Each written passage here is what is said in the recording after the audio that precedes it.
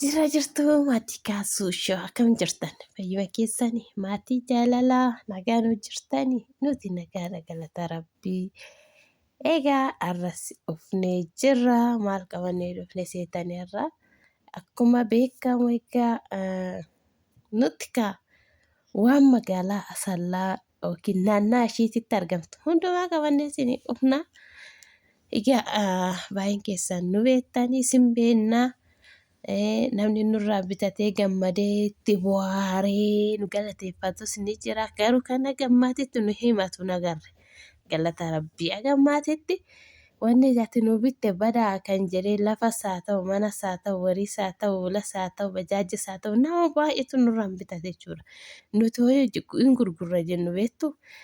Warra biyya alaa jiran bichaa miti jechuudha. Kan viidiyoo waraabne viidiyoo duuba gurgurru guyyaatti lekkuma hin qabu. Lafa fa'aa lafti faqa laaluun bitamu erga caraqaan saddaqamee caraqaan ammaan achitti hin diigamuu ni ijaarama jedhamee erga saddaqamee namni biyya keessaa dinnicha bardaasii qamadii garbuu gurguree kan bitatu sin caala bitatu warri biyya keessaa dhugaa dubbachuudhaafi egaa yeroo tokko bara nama biyya keessa maal seetan boqonnaa argatanii gaafa ukkufe astaamamamaa bakka waan hundaa gaddas gammachuus dabarsaa maatii fira biyya fi wajjin faajalee jiraata. Kini ijoolleen biyya arabaa hojjetan baay'ee tokko bakka baay'een gaddaanillee argee maaliifuu mana hiyyaa keessatti waan baay'een nama darba.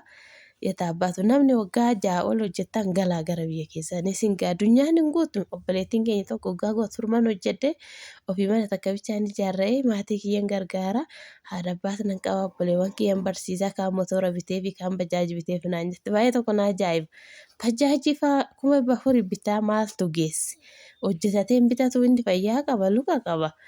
Bakka harka qaba maali ishiirraa maal hanqate ji'a 9 akkuma ishee alaa ta'e eenyullee yoo ta'e go'uun namaaf hin jirti nama harka luka hin qabne ija hin qabne kan hin danda'e hojjetanne go'aa kan qabu goota misgaanas hin qabdan galanni hin jirtu galanni biyya lafaarra hin jirtu. Ennaa obboleettiin keenya baay'ee ajaa'iba hin galtuuree jennaan heerumtee jennaan hin heerumne bultiin godhannetti koottu gali kaayii heerumii ilmoo godduu ogaa kan wadadaa birrii keetis maaliif bakka argitee bittinneessitenna birrii takka qabu maalitti hangalamanni kee balballitti naan galle keessi naan garafamne jette amma kaasuutti himatte kaasu naqee olaaluu fi manni ishii keessi garafame koloniin habbate alli garafame bishaan qaba qotaaree qaba jammaatiin. Garuu nuti kan hundatti himne asitti naa geesse abiifti haa lakka asitti onaa geesse irra naa darbe. Garuu manni ishee akka okkee bichaan laxxafamee akkasumatti taa'e jechuudha. Okkee bichaan laxxafamee keessi hin garafamne alli hin garafamne. Sibirtoon ashawaan amma 75 galoo sin hin jiru soba seetu siinoon tokkichi nadaajiin hin jiru samoon 48 ture 75 galennaa.